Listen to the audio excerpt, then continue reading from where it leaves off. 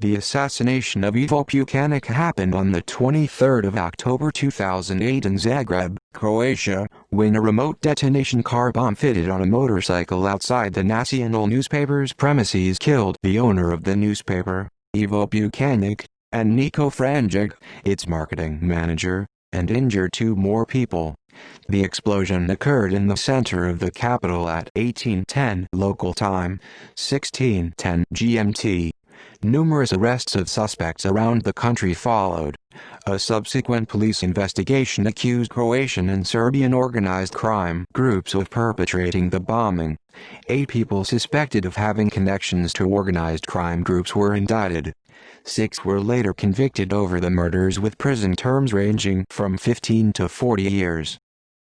Details at 18:10 local time, Pukanić approached his Lexus LS 600 L with Niko Franjic, the national director of marketing. According to First News report, a bomb placed in the trash can next to the car exploded soon after. However, an October 25 special edition of Večernji list dedicated to the bombing put the bomb on a motorcycle parked next to Lexus, which then exploded before the two men had a chance to enter the car. Pukanić was instantly killed by the blast while Franjic remained alive for a few more seconds. 2 graphic design students from a nearby school were injured by shrapnel. The incident happened on a parking lot in Palmatićeva Street, near Starovlaska Street and Josip Lang Square, only 2 street blocks east of the main Zagreb Square, Banja Luka Square. Police immediately blocked the traffic around the site of assassination, causing immense traffic jams all over the city center. A man was seen running away from the explosion down Palmatićeva Street. He was described as being in his early 30s, wearing a baseball cap and running with no regard for traffic. The police have reported finding security camera footage of a possible perpetrator parking the deadly motorcycle. CCTV footage of several suspicious events around the building on the day of the attack, including the footage of the explosion itself, was examined by court and publicly released in March 2010. Reactions. In a special press conference, the Prime Minister of Croatia Ivo Sanader denounced the attack and declared that he would not allow Croatia to become Beirut, though he declined a proposal for entering a state of emergency. He further stated that, "This is no longer merely a fight against organized crime, this is something all of us in Croatia will rise up against."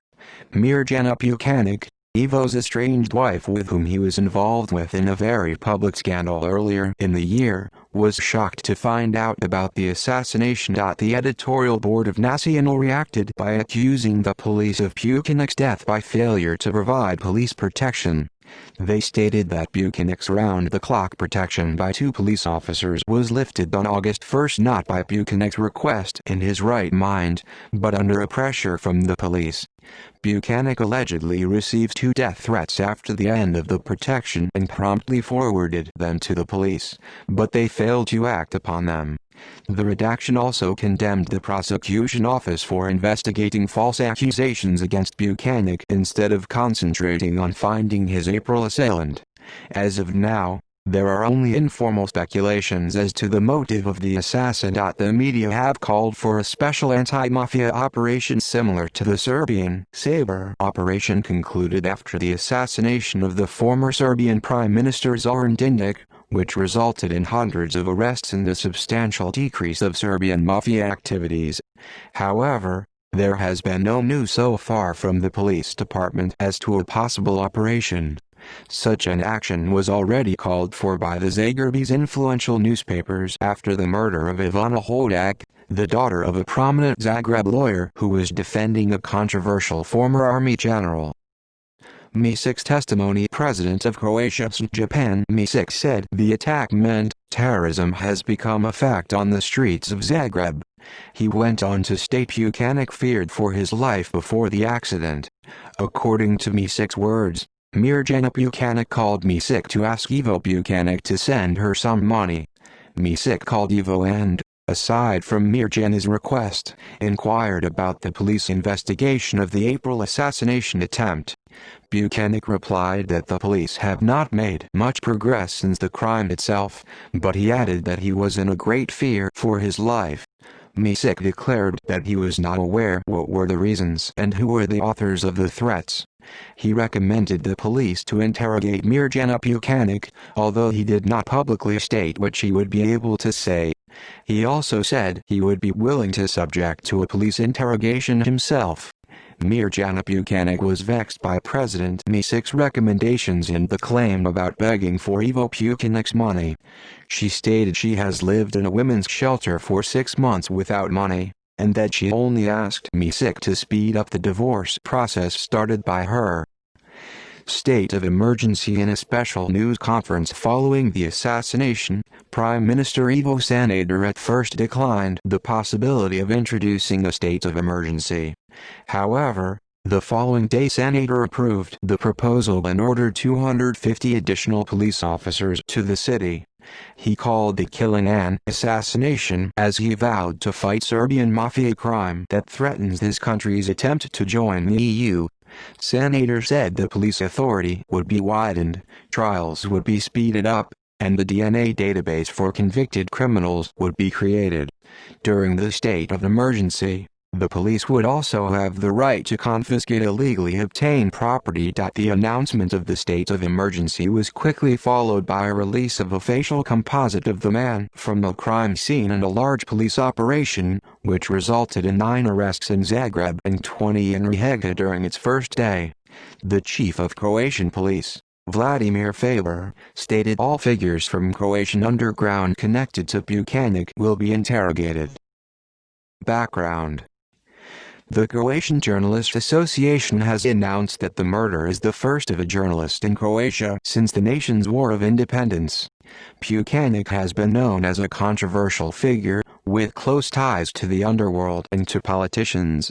Croatian media has reported he was a regular guest at all receptions given by President Stjepan Misic. Pukanić's Nacional was known for uncovering cigarette smuggling schemes involving, among others, a Swiss-based Serbian tycoon Stanko Subotic and the current Prime Minister of Montenegro, Milo Đukanović. Italian prosecutor Giuseppe Scelsi said that Ivo Pukanić and the murdered Montenegrin journalist Duško Jovanović of Dan were among the most important witnesses in the investigation and that the Anti-Mafia Commission will now have to archive the case. Another reason for archiving the investigation is the diplomatic immunity of Milo Đukanović. Pukanić assassination attempt. In April 2008, Pukanić, an influential and controversial person in Croatian politics, was already targeted in a murder attempt on April 9, 2008 in western downtown Zagreb, near Franjo Tuđman Square. He was shot at with a silenced pistol at close range. Pukanić crouched as the perpetrator pointed his gun at him and successfully dodged the bullet, which created a hole in the window of a nearby gift shop. The perpetrator's gun subsequently jammed, enabling Pukanić to pull his legally owned Glock 17 out of his bag. Pukanić fired the warning shot, causing the perpetrator to flee the crime scene. A facial composite of the perpetrator, who was unmasked and wore a dark knitted cap, was publicly released 5 days after the attack. The police suspected the attempt to be a warning to Pukanić, intended to discourage him from certain activities. Police protection was assigned to Pukanić immediately following the event. However, it was lifted on August 1, 2008, just over 2.5 months before the October 23 bombing, as there were no further threats in the months following the assassination attempt. Police investigation. The police released information that the possible assassin is Sretko Kalinic, a wanted executioner of the recently dissolved Zemun clan of Serbian mafia, who was in January 2008 sentenced in absentia to 40 years of prison in Serbia for 8 assassinations and involvement in numerous other criminal activities including 2 abductions. His current whereabouts remain unknown, aside from having been spotted in Croatia the week before the bombing. There are reports that he was recently involved in other murders in Bosnia and Herzegovina. The police have also talked to Mirjana Pukanić, while National Editorial Board refuted a claim that they planned to accuse her for the assassination. On October 27, Croatian police arrested many former police officers and members of the army in a countrywide action, who are suspected to be capable of producing such professional explosive device that was used in the bombing. On October 29, Croatian police arrested 10 people in direct connection to the murder, whom the police official Krunoslav Borovic described as dangerous members of a criminal milieu. Serbian mafia. On October 30, police arrested 5 suspects aligned with the Serbian mobster Sretan Joka Amsterdam Josic for Pukanić's assassination. The suspects were Robert and Luka Matanic, Amir Mafalani, Slobodan, Boban Durovic and Milenko Mika Kuzmanovic. Mafalani was arrested in his apartment and the other 4 were arrested on the Bohukovo border crossing, trying to escape Croatia.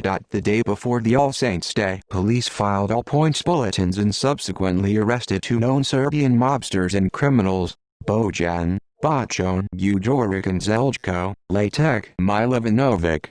Milovanovic is known in Serbia for robbing a post office in Bijesan, near Novi Sad, Serbia, in 2005.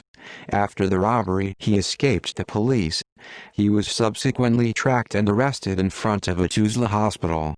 However, Milovanovic made another spectacular escape a few days later, while being transported to a medical examination. Bojan Guduric is known for having committed over 15 armed robberies all over Vojvodina while leading an organized crime group. His most publicized robbery was the robbery of the Ekspres gas company in Novi Sad, where he and several of his masked accomplices forcibly took money from the company's safe by threatening workers and staff by pistols. Croatian organized crime. Days after the arrest and after a scandal involving Luka Pilipovic, the attorney representing Matanic cousins and Mafalani, Robert Matanic, offered a testimony to uncover the contractors of the assassination. He testified that Milovanovic and Guduric organized the assassination and that he, his cousin and Mafalani assisted them in preparations for the assassination. Mafalani allegedly obtained an apartment at the intersection of Petrinska and Jurisaševa streets, a high-traffic location in the vicinity of the crime scene. Matanic was assisted by Velimir Zvaki Zaka in obtaining several stolen cars and the bomb-fitted motorcycle for Guduric and Milovanovic. Guduric, a known criminal monitored by the Balkans police forces, used a false name to rent the Jurisaševa Street apartment. Matanic acute claimed he was at first unaware of the actual target and that he realized that Pukanić was the victim only a few days after Milovanovic mentioned the target to him using Pukanić's nickname, Puki. Matanic also declared he was not present during the assassination, claiming a BMW 7 Series presentation in a car dealership in Volnigovićevo Naselje as his alibi. Matanic also arranged the escape of Milovanovic and Guduric to Bosnia and Herzegovina. However, only Milovanovic's escape was successful, as Guduric took off a day later and was subsequently caught by the police.